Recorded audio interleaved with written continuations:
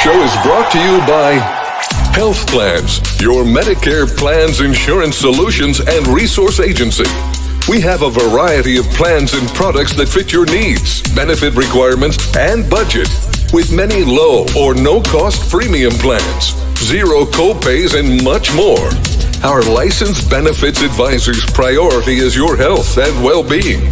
Call us today and book your no-obligation consultation. 1-929-367-5269. Coming up next is Double Impact.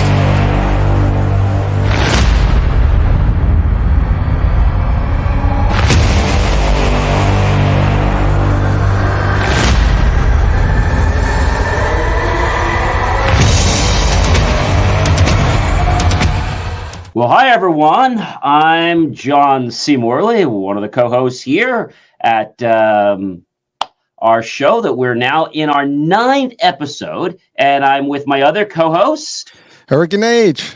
And together we are... Double Impact, Double Impact, baby. Yes. Number 9. Can you believe we're going to be turning the Big Ten next week? Small I'm going to break out the bubbly, I got to tell you. Well, which one? We got to pick one. I like the Proseccos, to be honest with you. All right. Listen, I'll let that, be your choice. You pick, and I'll be with you. How about that? Sounds good to me. All right. So, you guys know we're totally unscripted. There's nothing up my sleeve, nothing in my shirt pockets, nothing. We didn't script. We didn't talk about anything. We just knew that we were coming here at 7:00 live tonight. That's it. And we did promise that last time, right? We said that yes, we were testing it. This will be our first live direct, not pre-recorded. So going forward, this is going to be the way to do this. So now we can't make any mistakes. Well, no. I mean, this is the whole idea. This is but not about mistakes. We're human. We can make mistakes. And absolutely. Maybe let's talk about that, because people are so tight about that stuff, right? Like, oh my God, why I said it wrong, because people are going to judge me. It's live, if you say something wrong, no one's going to die. The show must go on. I've been doing live for many years. In fact, when I was doing radio many years ago, and when I got on my first live, I was like, oh my gosh, I remember doing my first cable show for OBC or Riccio Broadcasting cable back when I was in, I think it was actually when I was in grammar school and some of high school. And it was a little bit daunting when I got behind the camera and I had to learn 2 interesting words, truck and pan. So pan has to do with the camera, but if the director said that they wanted you to pan left, so pan the camera left, that meant that you needed to go right. If they said pan right, you needed to go left. So you're probably saying, why the heck didn't they just say what they meant? No, because what they were doing is they were directing the camera what to do, and you had to make the camera do what they needed. Then there was something called truck. Okay. So truck, which we didn't use that often, was a way of moving. So you would truck back and truck forward. That was pretty straightforward. No pun intended. You basically how you would move the entire apparatus, the whole camera, closer to the set. They wouldn't say move close. They would say truck up, truck back. Lingo, man. That's the jargon, right? That's the business. It was the jargon. But the point was that the first time we went live, and I was behind the camera, like, okay, we're going live. I'm like, okay, so like, be careful here. We're live. What should you doing? What should you doing for him? We're fine. Just watch what you're doing. We're live right now, buddy. We're live. Like, I know. Chill. Just chill. Well, again, we you do live, I do live, and there is a level of, I guess, just a bit of anxiety before you get started. At least in the first days when you first start these things. No more, HH. Well, I mean, I guess we pros at this now. Is that what it is? Just point. Where's the camera? Where's the mic? Let me just have that. That's I love those people that come on, and we'll get them sometimes. Hope we don't have any tonight. They come on and they don't have nice things to say, and they have comments that are unsuitable for work. So I usually take them. I don't broadcast their comments, and I usually say, we have some people here that think they know a lot, and they think it's fun that they can actually put these X-rayed obscenities into our show. And isn't that just terrible? How many of you guys think that's terrible? So I'd ask the question, I'm like, don't we just wish they would go away? I wish their feed would just drop. They were just going to block them. And so, I just make a game out of it, but I don't get excited about it. I'm like, we're live here. So if these jokers want to come here, I'm just going to expose them for everything they got. Well, that's funny because if someone goes live, it's on both of us, right? And yes, and you know what? You come on TV, you come on radio. I mean, we got a right to. You're not home right now, so we can get funny with you. Now, that's not the purpose. I mean, the first thing is understanding what we do here. I mean, this show is. The word double impact, or two words actually. I wouldn't make the mistake that happened today on the news. So I'm not going any further there. But so it is two words, double impact, and it means what it means. It's really the two of us impacting, double times, and really have different angles. I mean, John has so much experience in a lot of areas and businesses and things, and I got some as well. And we're kind of putting it together as this nice little power house discussion. And it's not about us; it's really about about you. Things that. It's about exactly. It's about you, and it's about things that can potentially help you. And maybe you pick one item, two items, and we keep repeating this all the time. But that's really like anything else, right? You read a book and you pick a couple of things from that book and then you apply them in life. It's more about applying. Application is key, and that's really what this is. Now we talked about a lot of things over the last 9 episodes. Well, this is 8 episodes, so this is the 9th one. And I guess we're going to talk some more today. But you just said something about the mistakes. People are always tight about making a mistake, or like, oh my God, we know public speaking, right? Or it is one of the most feared things, right? And the reason that's happening is because people are always anxious. What people are going to think? How do I look? Are they going to criticize me? Blah, blah, blah, blah, blah. And all the above. And that's really the first, thing that people are thinking before you go and you get that whole, you're shivering, you're very tight. And you know what? Because again, you are thinking about what people can think about you. And why that, I think that should still be a good thing to have, meaning that you are appearing in front of people, you are talking to people, and should be a level of respect and have a certain presence. But that doesn't mean you have to be fearful of who you are. I mean, you got to get in the mode, and emotion, and just let it be. When I used to teach a lot of classes and training, and you go into these trainings, right? You got a bunch of people in the classroom that you don't know. You just stand by them, and so you break the ice, you get involved with them, you get excited about for like 10 minutes we're just bullshitting, if you want to call it that way, and just talking about different things. This way there's a good interaction. You get a little bit comfortable with them, they get comfortable with you, and then you get to know each one of them, if potentially, or some of them. You throw in some questions at them, and you get excited about it, so you get all that out of the way, and it works.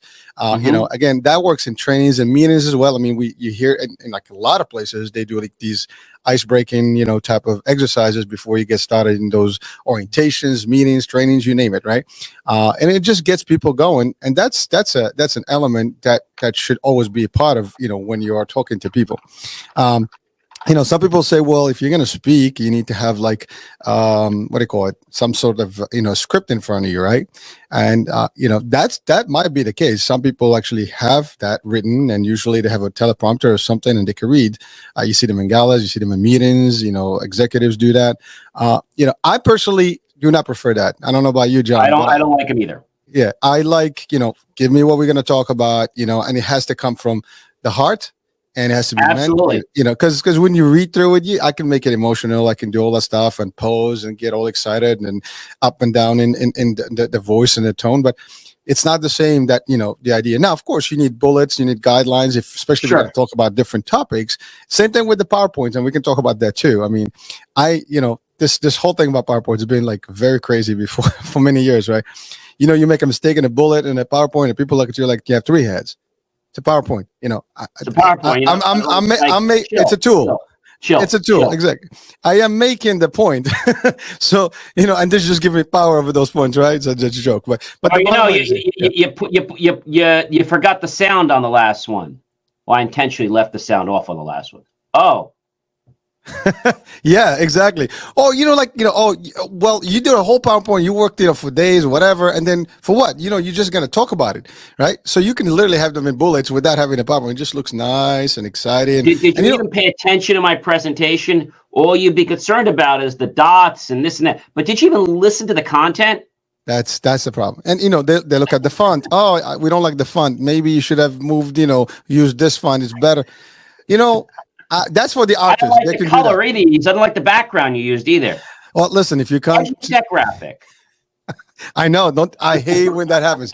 And some people go really crazy about that stuff. I mean, they're so meticulous about it. Like, oh my God, it's like something's off. Chill, relax. PowerPoints don't. Then they don't make the business.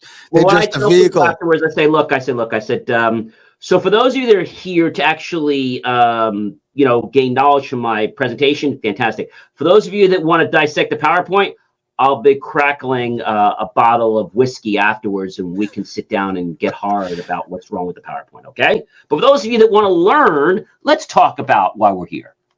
I love it. But so there's another thing, right? So you have a PowerPoint. That means you're presenting some elements, right? Some topics, yes, or discussion of bullets. Yep. But now, if I just read those bullets, what's the point?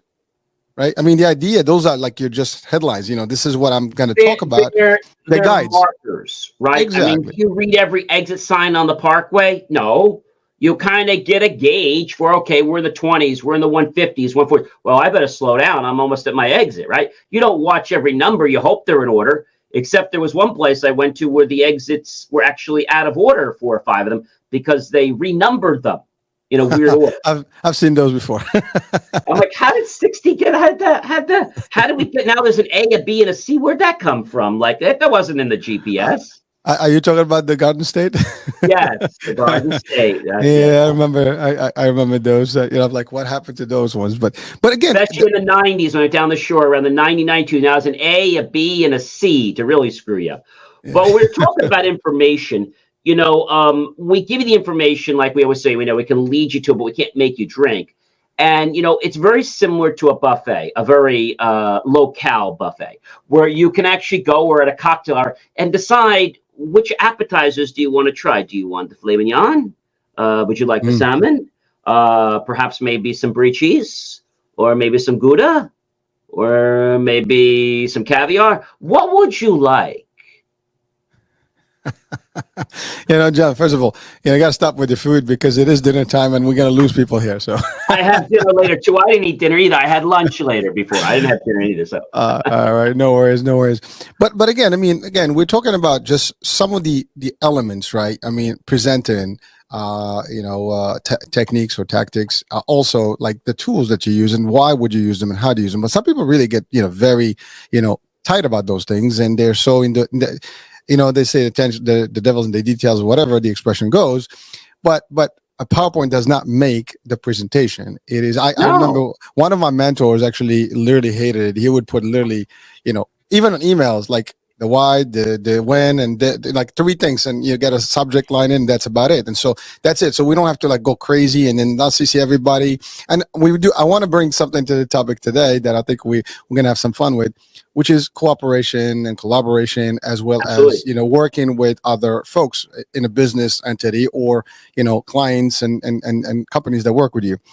But again, so again, just to get the idea of this PowerPoint business out, so you see it a lot in grammatical stuff, errors, whatever. People get excited, tight about it.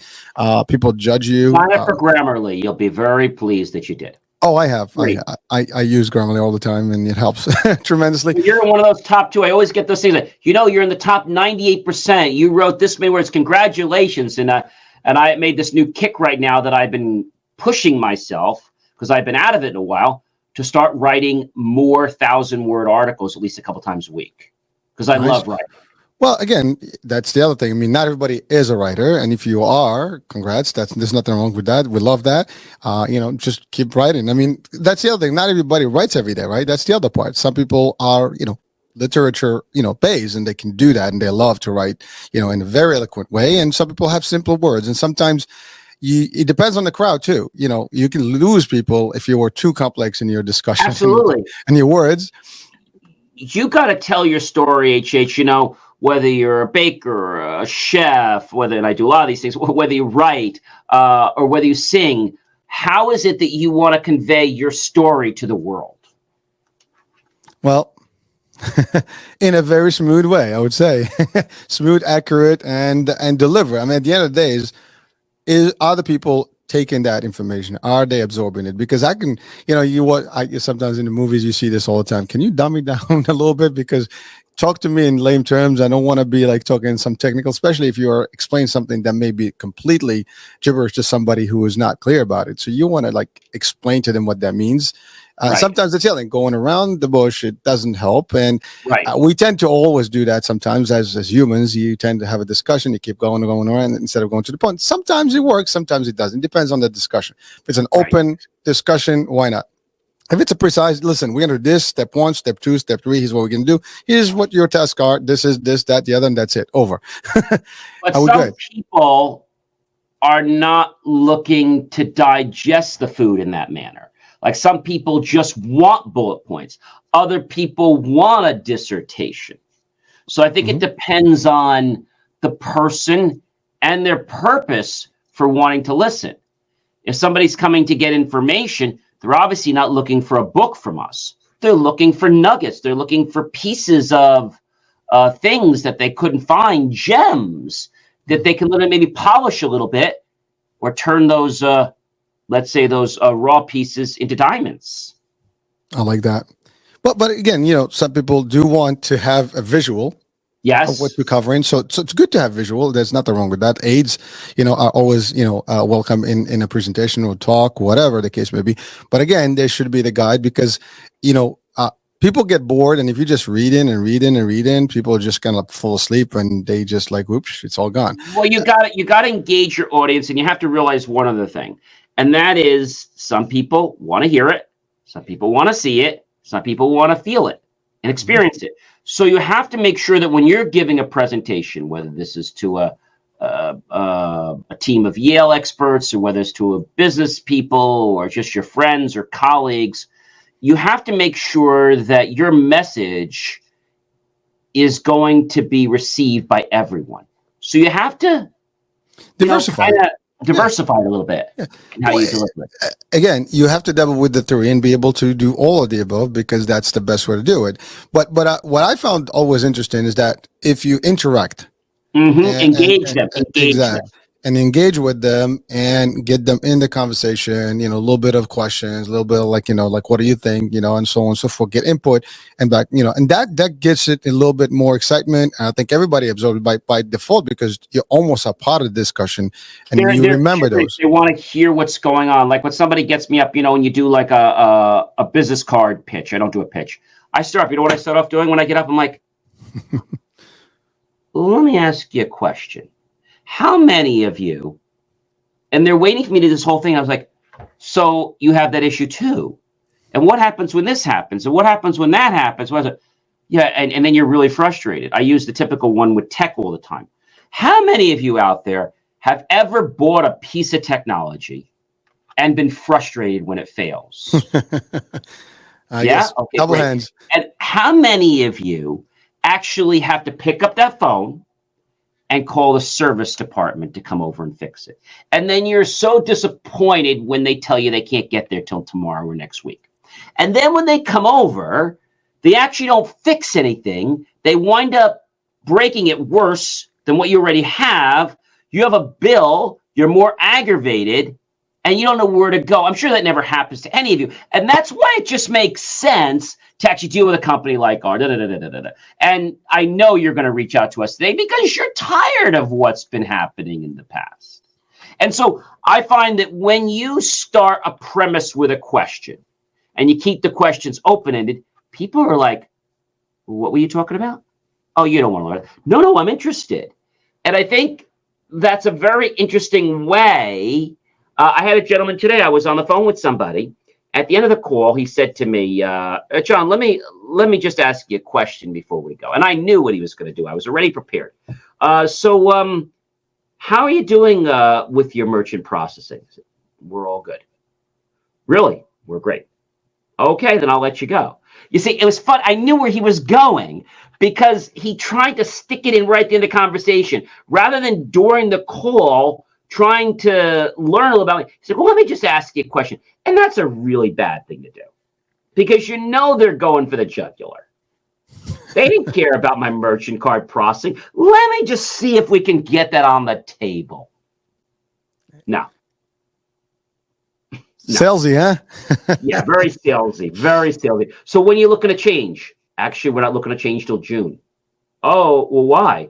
Well, you see, the buddy I play golf with actually got me hooked up 20 years ago, and I've been really happy with him. We play good golf, and he has me the best merchant rates. Oh, well, what are your rates? I said, they're so low, I'd be embarrassed to share them with you. Oh. Ooh, I mean, those are some tough objections. I mean, you throw in some real monkey wrench in there. They're just gonna get lost, and they're coming back, and they're like, okay, this is not happening. I want to be polite with people, but at the same token, I want to let them know that I'm not open for discussion in that area, right? I'm not open for that. And I try to do it in a polite way. Like if you're not looking to buy a new car, well, please don't ask me if I want a new car. Please don't tell me about all the new features on the new Porsche, the new this and new that. I'm not interested right now. If I am, I'll come back to you. So then he prefaces the end of the call. Okay, so I see you're not interested. You're correct. Okay, well, listen, I know we're supposed to get together for lunch to talk about something else, but you could just tell me if something does come up in those areas before our 2 weeks, would you reach out to me? Because I would definitely like to handle that area of business. I said, nothing's going to come up in the 2 weeks. Don't worry. Okay, but if it is, just make sure you email me. Yeah, dude, you are such a tough customer, man. I'm not bad. You understand what I'm saying? It's like, I don't want to be sold. You don't want to be sold, right? We want to get value. So he says to me, what do you do for your clients? I said, well, I produce over 500 videos a month for free. And I get out education. And I'm involved with 3 shows, IFYL, JMOR Tech Talk, Double Impact.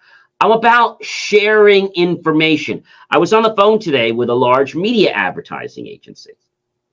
Tell me, oh my gosh, you're great at what you do. Yeah, I really believe in what you do. And told him how I got started, how I fired one of the largest companies. And he says, I embrace everything you do. He says, you really understand social media. I said, yes, I do.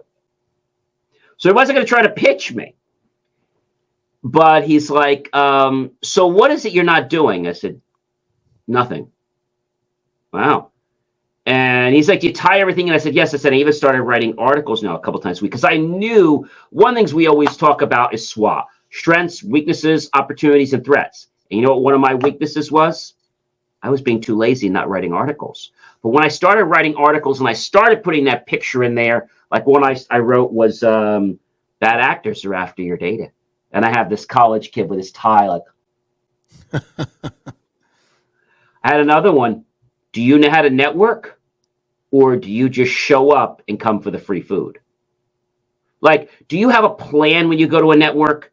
Do you know why you're there? People don't just go there to get business. They might go there to get talent for their business.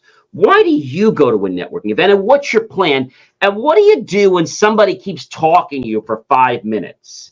When you want to move on to somebody else? How do you politely say to that person, I had enough of you, but in a nice way? So here's how I do it.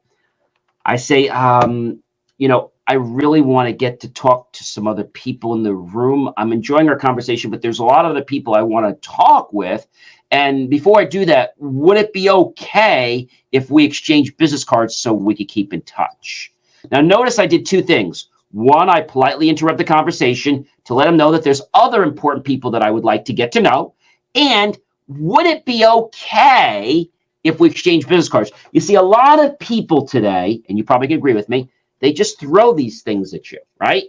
They don't ask, hey, take a business card. They're 5 cents.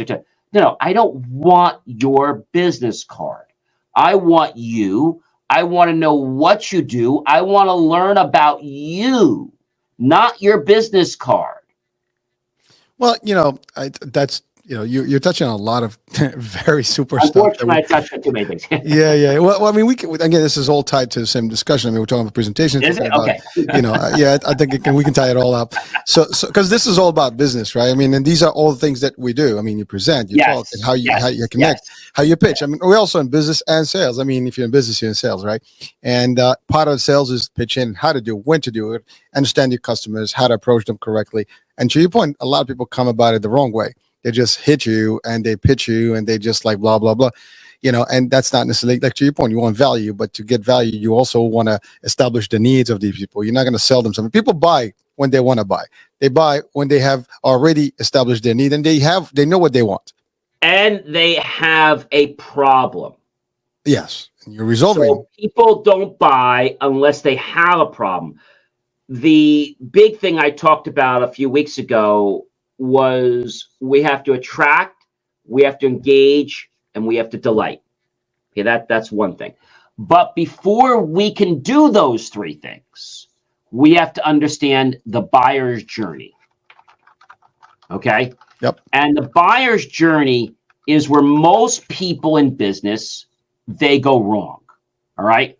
So real quickly, not to give you a whole dissertation on this, there are 3 stages to the buyer's journey, and you can't go to the attract, engage, and delight, which is part of the process, until you understand the buyer's journey. So first thing you have to realize is the person or prospect has to become aware of the problem. Now, you don't show up yet. They have to become aware of it. You don't even appear. You shouldn't even be near them.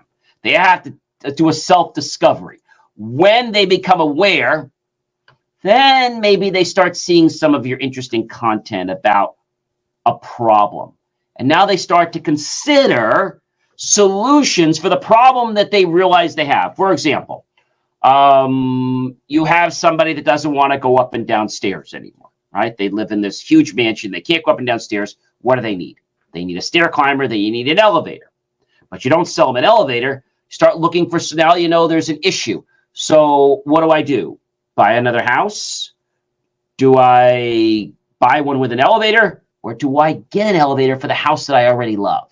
So now that I kind of understand that market, I can start saying, gee, well, people of all ages, want to climb multiple floors. And they just can't because of what they do during the day. And this is why it makes sense to look at an elevator that actually will bring you years and years of benefit. Now, I don't sell elevators. So now they're considering it. And then they make the decision. But if you don't get them down that path road first, or if you show up while they're trying to become aware, they're like, go away. I don't even know I need an elevator. Go away. I just want to go up my stairs. Go away. When they are at the stage of consideration, that's when you need to start getting your meaningful and purposeful content out there to educate them about solutions, not to sell them, but to educate about the problem and that there's a solution for it. And then when they want to learn more, they click on a link, they call a phone number, they're in the consideration stage.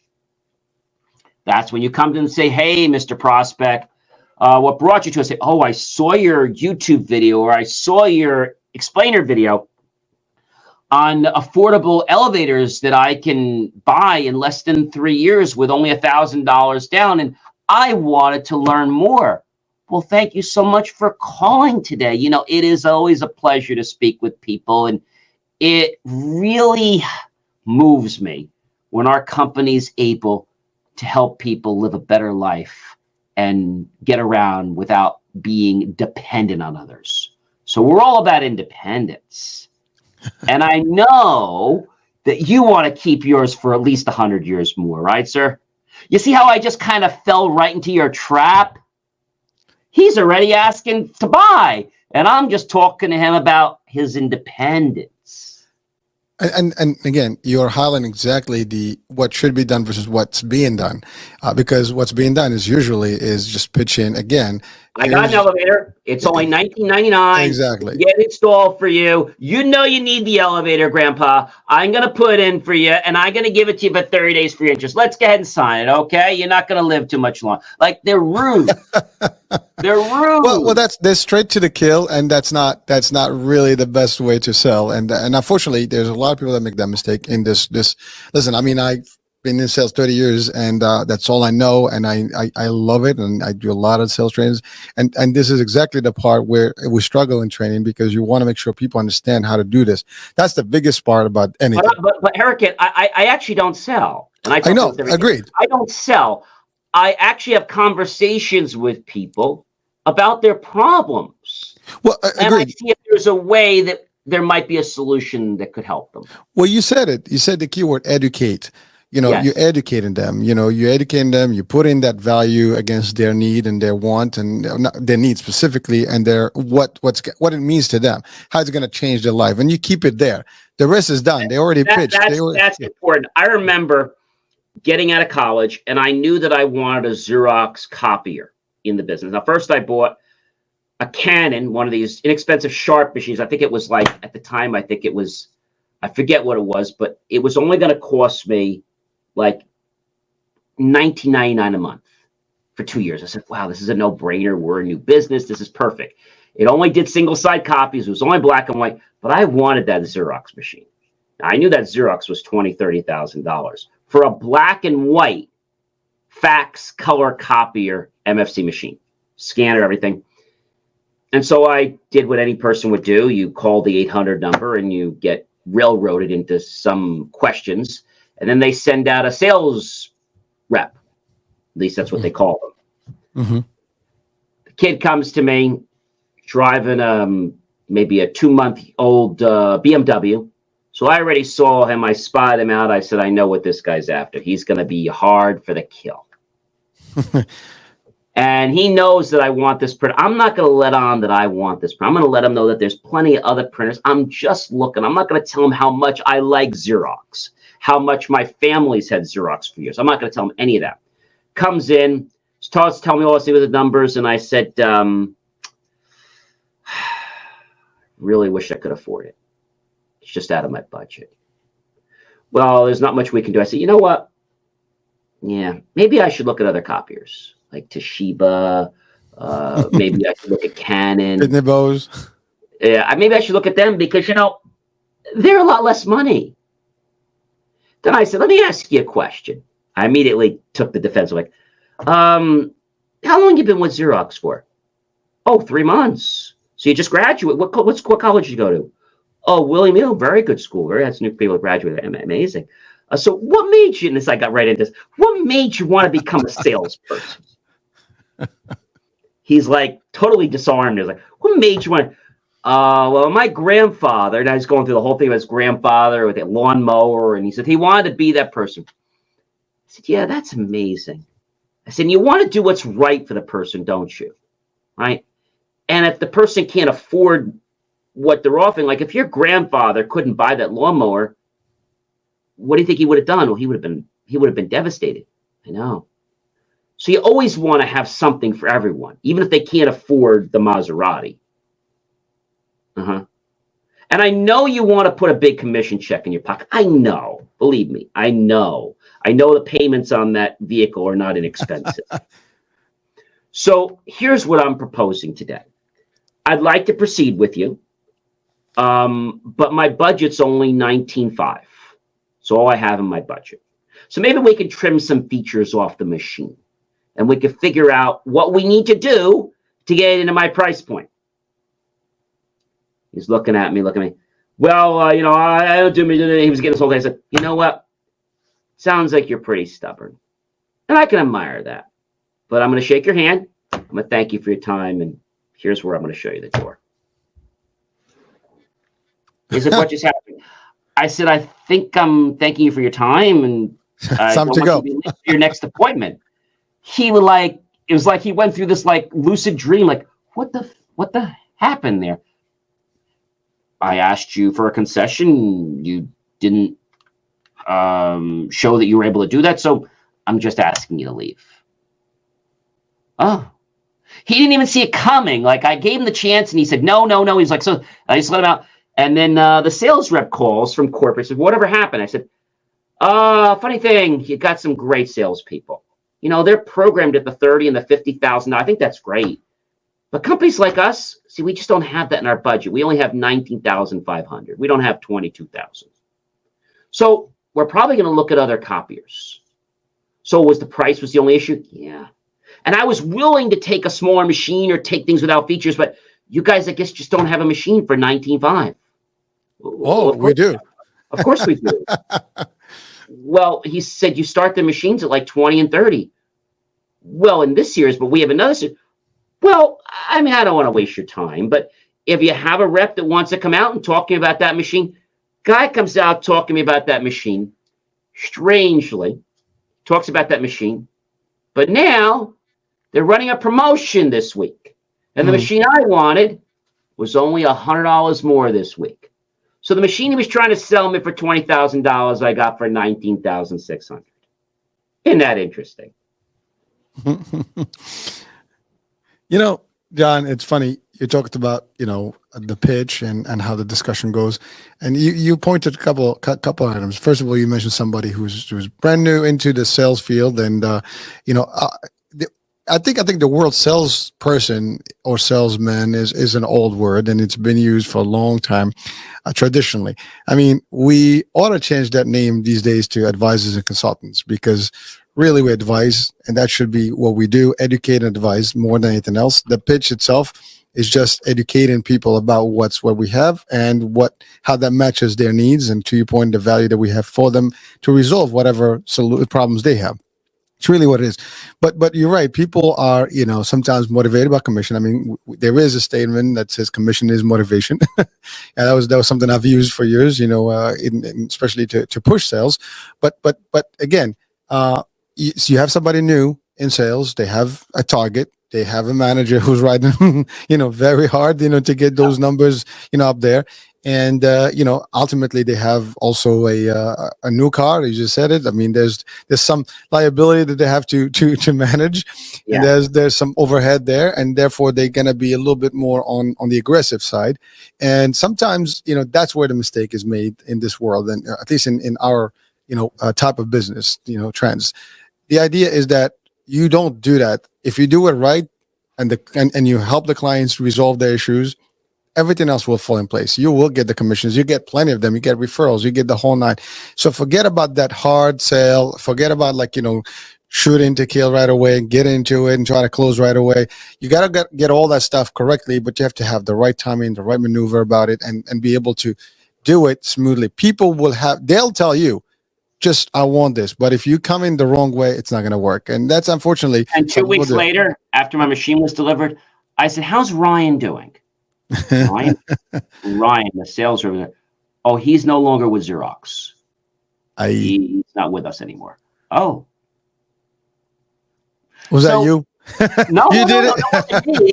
I think what happened was, not just my situation, but I think other people might have complained. And I think, when you're dealing with a Fortune 500 company, they don't have time to be sold. They want a spec, they want a value, they want a good price. They're not here. You start selling me, there's the door. See the door? There's a door. I got plenty of you. I can toss you out. I can get 100 copier salespeople. And I think that's the whole thing. But I have to tell you, I've gone through 7 or 8 sales copier guys. Now that I'm in the production world, they're a little different. But when they come in, I tell them right now, I said, you see, here's the door, and I'm welcoming you in. But if you do any of these things over here, I'm going to politely escort you back out that door, and you'll stay out that door. And they don't get it because they think they're trying to help, or they try to be like, well, if we don't do it today, then something's going to happen. What do you mean something's going to happen?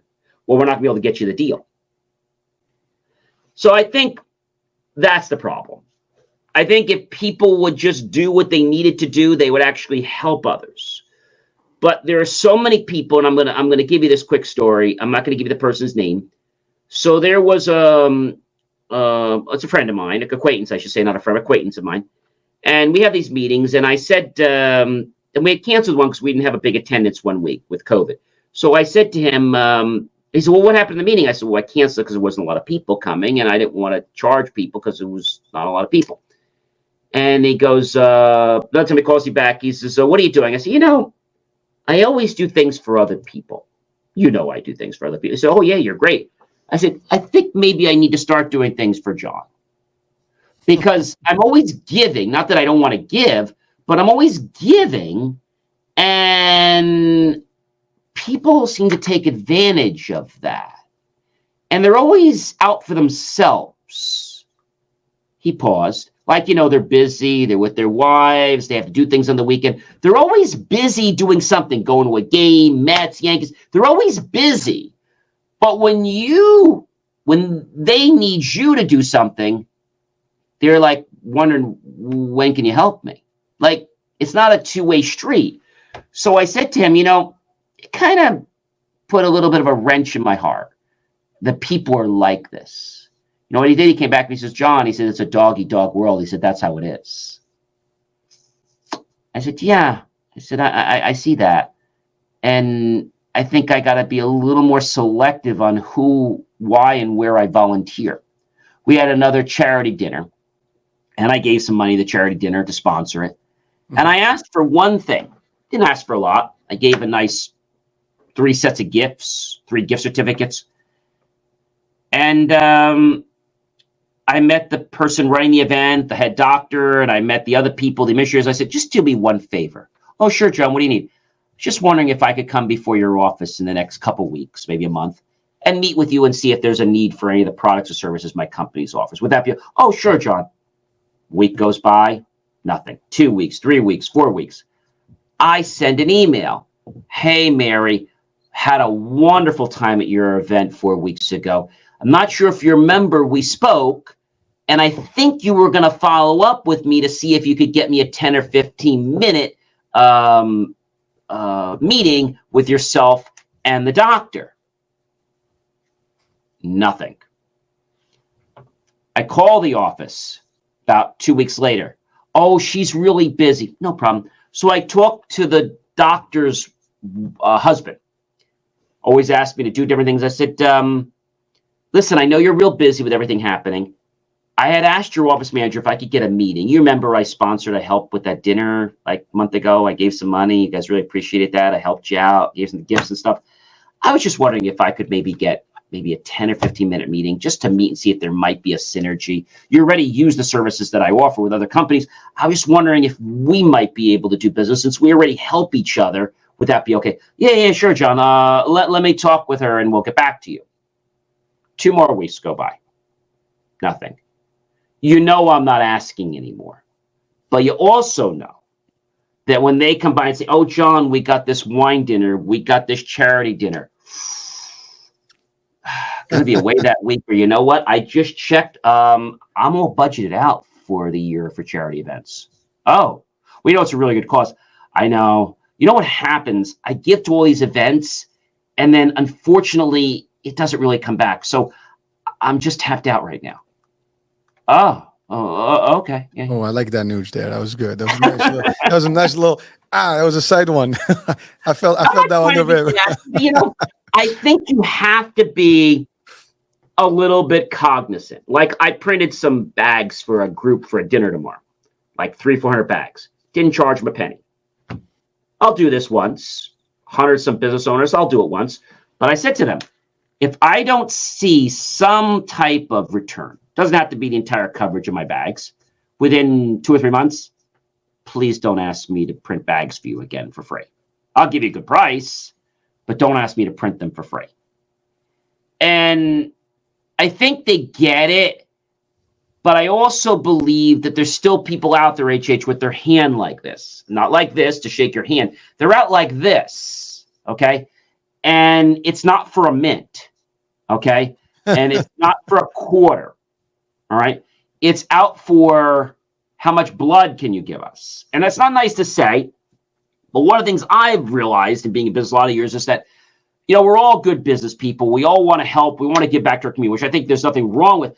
I think sometimes, though, we have to be a little selfish and realize that when you're doing all these things, what are you doing for yourself? Are you prioritizing things enough for yourself? Or are you always giving? Because what I've learned is if you're always giving, and I'm not just talking about resources of money, I'm talking about time, I'm talking about effort. If you always give, and I'm not saying not to give, okay? If you always give, and you don't have anything left for yourself, how are you going to be able to give in the future? Well said. You run out of funds. I mean, your business goes down to tubes, and that's it. I mean, your Not business just will stop funds, losing. but Yeah. also your time, your Well, yeah, effort, your resources. It could be money, but even your time. So a ticket's $200. You go to a dinner and you get a dinner. Okay, fine. But now your time is worth something. And now more they say, than "Oh, can you help us out with this charity event?" Yeah, happy to help you out. But when somebody can't get back to you in 2 months, 2 months, yeah. It's that not. says to me, That's not good business. that says to me, I'm all for me, and we'll try to get back to you if we have a moment.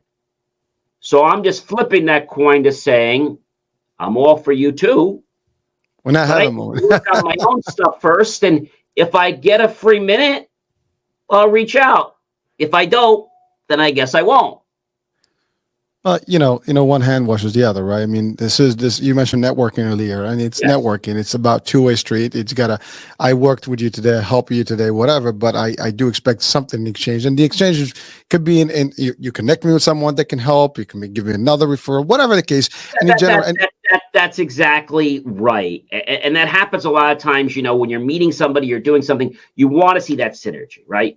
mhm, But you don't necessarily know if it's there. So it might take a couple connections, a couple meetings to see is that sure, synergy really there? Because I think a lot of people are not out for the kill directly, but it's like their second motive. Like, okay, I'll be nice and graceful with you for one time and you didn't buy. Okay, now I'm down your throat. You know what I'm saying? Like, they'll be nice and cordial. Oh, well, did you have any need for paper products? No, I didn't. Wait, you have a need? I'm telling you, I sell these and I sell them cheap, and you got to buy them from me because I bought your kids' stinking raffle tickets. Oh, okay. Let me give it some thought. And are you really going to buy from some madman like that? No way in hell. This gets me to another interesting topic that I've been talking about all week, and it's a very weird topic. go for it. Truisms. All right. Truisms are used so many times in life. And I'll give you some examples. You might say, John, what the heck is a truism? Or an example of a truism. So first of all, let's talk about what a truism is. A truism is something that doesn't even really pay to mention because it probably isn't even true at all, if it is even. So an example of a truism is some things never change. Right? That's pretty vague. I'm just giving you a very example. Some things never change. It is what it is. Patience is a virtue. Does success breed more success? It can, but it doesn't necessarily have to. Life isn't fair. And this is one of my favorite ones. So if you say to yourself, life isn't fair, all right, I'm going to have a cry and a pity party. Okay. And now you're going to make life worse because you're thriving on what we're thinking upon. The energy attracts to that. And so when people say to me, I need to be lucky. So my truism is this: create your own luck. See, the bad thing about the reason truisms, they really belong with philosophy and poetry and authors. They're here to transform you from where you are now to where the author, a person, wants you to be within seconds, and it doesn't take any effort. Like when I gave you that thing, money doesn't buy happiness, okay? The apple never falls far from the tree. The apple could fall far from the tree. It really just depends on How big is the tree? was it windy? How big was the wind. tree? George Washington there. I mean, here's another one. Christopher Columbus discovered America. All right, let's it's ideal that today happens to be the day, right? He didn't discover America. Of course not. I mean, you can't discover land that's already got people in it, right? The Vikings discovered it 500 years ago. Well, yeah, I mean, there is the history and there's the history that's being taught. That's another story. And we can always talk about how that's always shaped in a different way, depending on who wants what, right? Interestingly. Christopher Columbus had discovered certain little islands. Okay. He was known for his discovery of 1492, the discovery of New World of the Americas aboard his ship of Santa Maria, but he did not discover America. And so a truism is meant to transport you from where you are now to where the author wants you to be in seconds, and it doesn't take anything. If I said to you, it is what it is, or it is what it's not, you immediately gravitated toward that, whether you wanted to or not. Okay? If we stop eating, we'll lose weight. I'm sorry. Okay. Gee whiz, that's good. I love it. So if you stop eating, okay, you're not going to lose weight. You're actually going to gain weight. Okay. But I have another one. You know what this other one is? So people that are married, I'm single, people that are married, they always say this is a truism. We always put the ring on the index finger of the left hand. Do you know why? No idea. I don't have one on, so. Okay, because it is the only, I'm just listening. We always put the wedding ring or the engagement ring on the index finger of the left hand because it's the only finger that has a vein connected to the heart. Now, that sounds very plausible. But if you do some medical research, you'll see it's all crock-a-bull. Every finger has a vein, which means blood is carried to it. Every finger has an artery carried away from the heart, right? Vein toward the heart, artery away.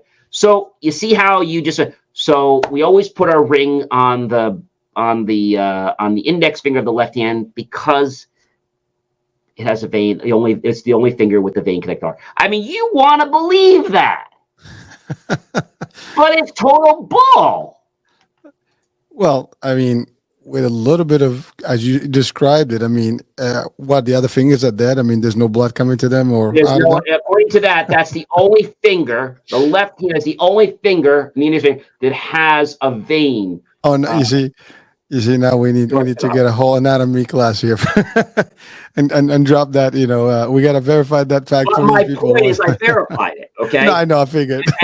and so, what's the point of a truism? The point of a truism is to take you from state A to state B, to transport you. But here's the problem with truisms. This is what I've been talking about this week. Remember, my master classes start on Saturday, and they roll all the way through the week, and they end on Friday.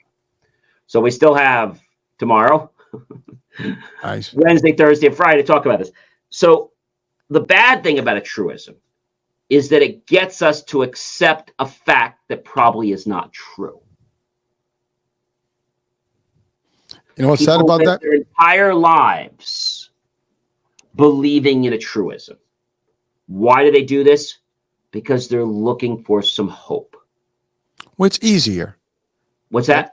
It's easier. If you tell me something, I don't have to do the research. I don't have to do the work. I just take it for what it is, as truism as it sounds. If I tell you that taking, let's just say, an apple a day keeps the doctor away. That is a truism. That alone does not keep the doctor away.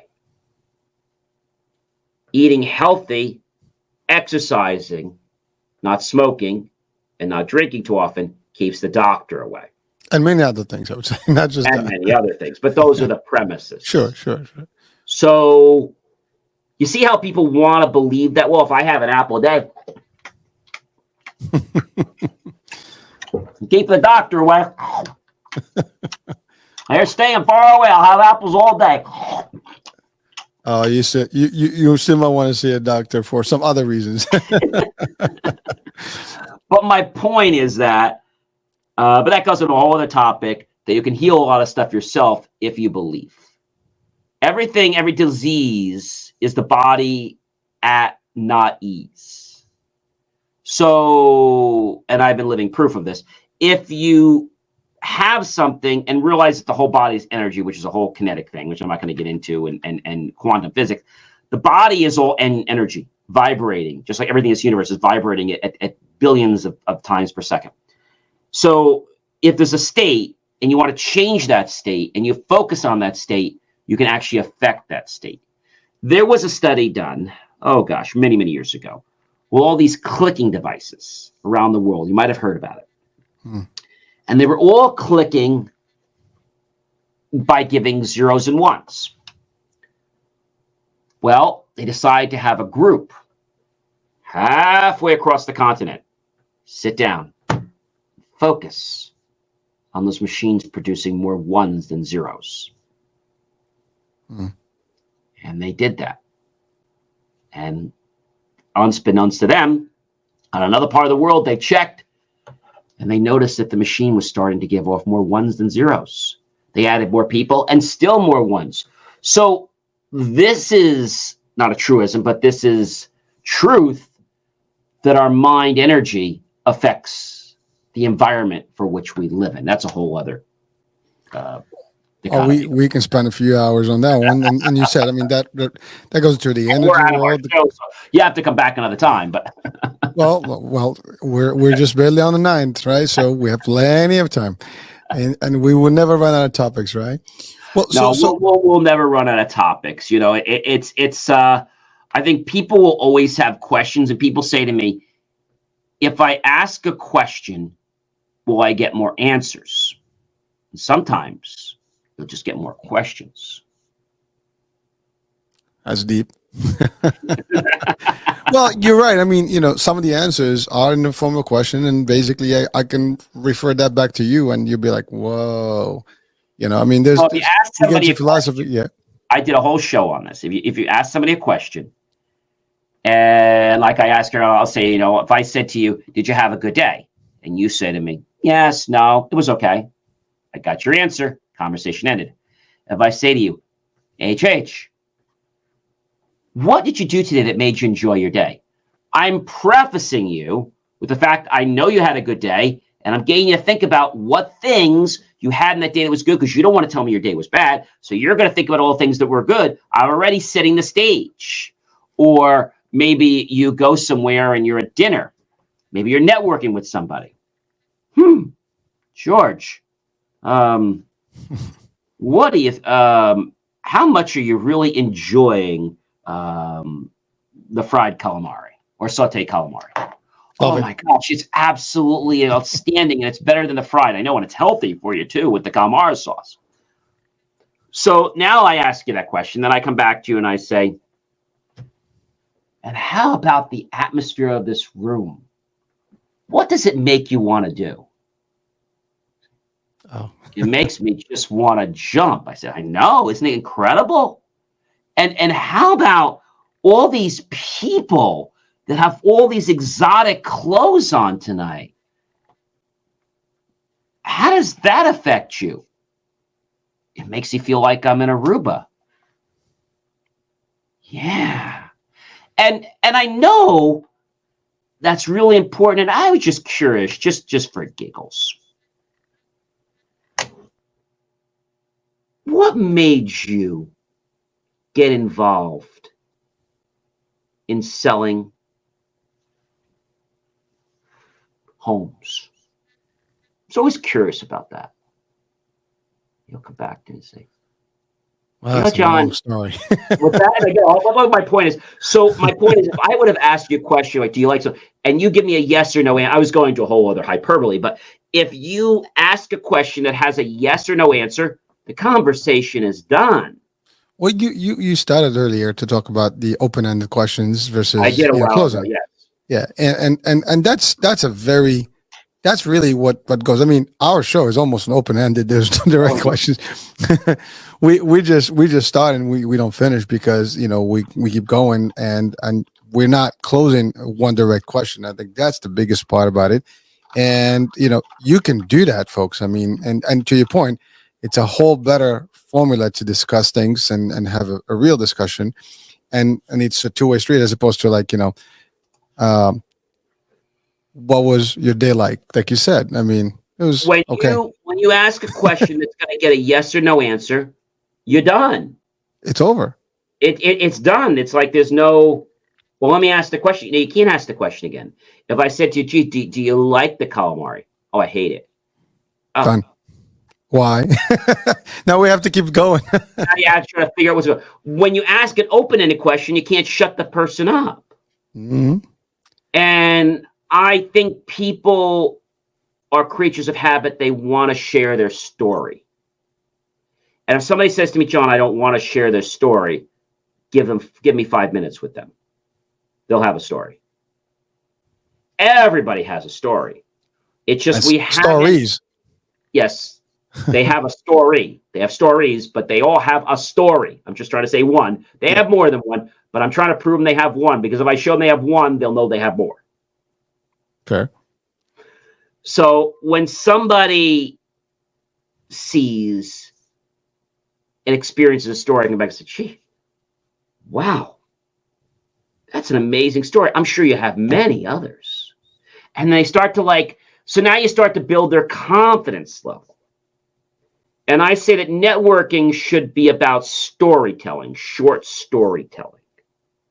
It could be about how you helped the client, never what you sold them, but how you were able to transform their lives and give them independence in their lives, or how you were able to help regain somebody's bank account because it got stolen by a bad actor. You know, they always say in the media that if it bleeds, it leads.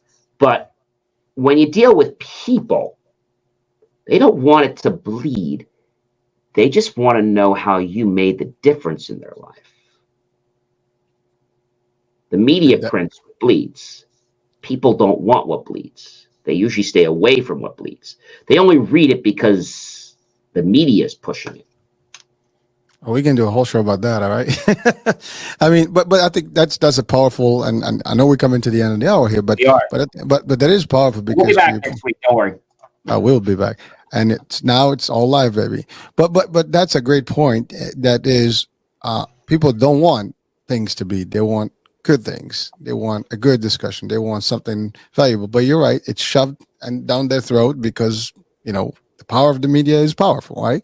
They have enough, and it's in your face everywhere. You hear it. Why, as being a registered journalist now for 4 years, I have to tell you that when I write something, whatever I write about, it's very important that I write about truth.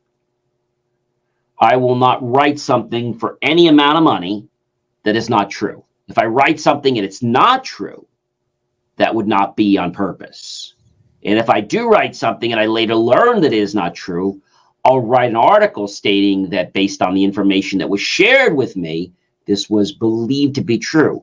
But after further research on my own, I wanted to bring the truth to you, where I learned that this was a placated story. And that's actually the right way to do things. That's righteous. A lot of people won't do that because they're going to get paid to write that crap. And I just feel that if we can do the right thing, just like even with donations, ladies and gentlemen, I have to just share this last point. And that is, if you're giving from the heart, okay, church, wherever you're giving, charities, get your tax deduction. Definitely get your tax deduction from Uncle Sam. Don't lose that.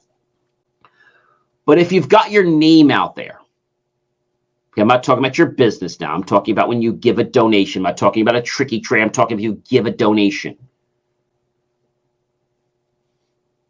Don't expect to have your name attached to it, because if you do, you've already gotten your reward. I think with that, we're closing today, right? Yeah, we are. that was good. That was good. That's powerful, and I think we can build on this discussion for next week, because I think we haven't even scratched some of the stuff that we've talked about today in depth. Again, where we go is up to you and me. Who knows where we're going to go? We'll start, and then that's it. An hour goes by fast. It's not even funny.